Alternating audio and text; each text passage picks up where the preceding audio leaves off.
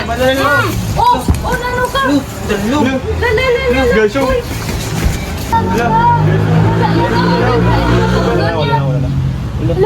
Wala na. Pagkita ka mo to sa ano ka? So, kabala mag-assess na rin man. If you witness an accident and the victim has a head injury, be careful in helping him. Do not worry. As a bystander, there are still many ways to help a person who has a head injury. Do not panic and call emergency services like 911 UNTV.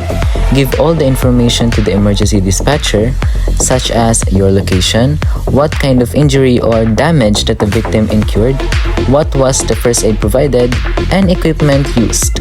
If you are ready to help the victim directly, here's what you can do. Safety. Make sure that you, the victim, and any bystander is safe. Quickly check that the area is safe for you, the casualty, and others. Look for hazards like wet floors, sharp objects, and crowd. Hello, kita lang. Kita ka mo to sa ano, be? Mag-assist, be. Ito, nagdugo lagi ng ulo niya. Anong cause nga natumba ni? Nagawin, saot naman siya, tapos gulpinan siya, slide kag na bangga ang iyang ulo. Tira, oh. May wet floor ba or sharp objects nga muna ang cause ng pagtumba niya o ay? Wala man. Din siya nabunggo. Sa bangko, Sa bangko sir. lang. Sa bangko, ala. Response. Check for a response. Shake the victim gently by the shoulders and ask loudly, "Are you alright?" Since she is unconscious, no response. Sige na, kami na bahala. Bilis, iyan na niya na siya sa natin para maka... Sige, sir. Ano siya man. Hello? Are you alright? Hello? Airway. Open the airway. If there is no response, position the victim on their back, with your hand on the forehead and your fingertips under the point of the chin. Gently tilt the victim's head backward, lifting the chin to open the airway.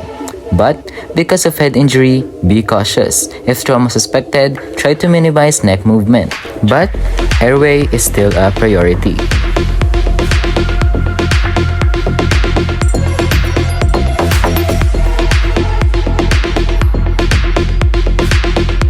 Breathing. Look, listen, and feel for breathing for no more than 10 seconds.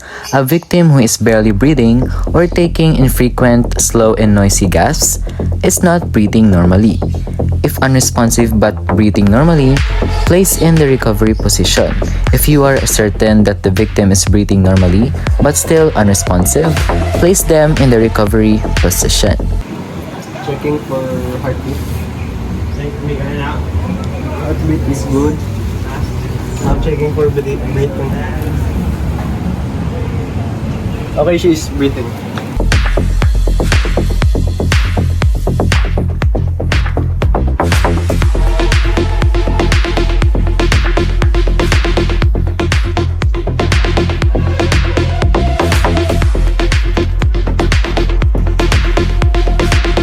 Absent or abnormal breathing.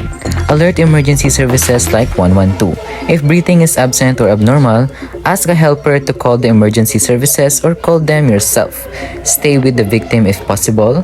Activate the speaker function or hands-free option on the telephone so that you can start CPR whilst talking to the dispatcher. Be prepared to start CPR immediately if the victim becomes unresponsive with absent or abnormal breathing. If you witness an accident where a victim is bleeding or severely bleeding, it is necessary to stop the bleeding because it can cause shock that may lead to victim's death due to blood loss. Here's what you can do as a bystander if you're willing to assist the victim. Cover your hands with gloves or clean plastic bags. Directly press the victim's wound with a clean cloth. You can use a towel, handkerchief, or garment as long as it is clean.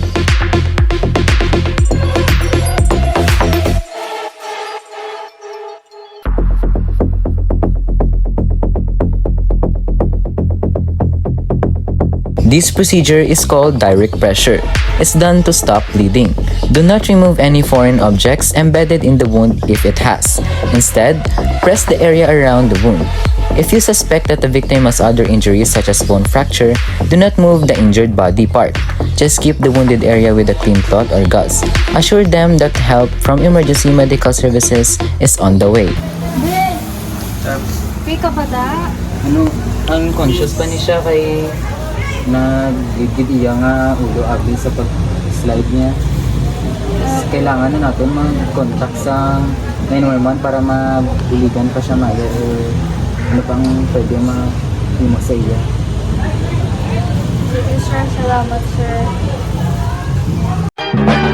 One is the loneliest number that you'll ever do.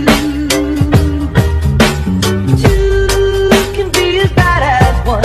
It's the loneliest number since the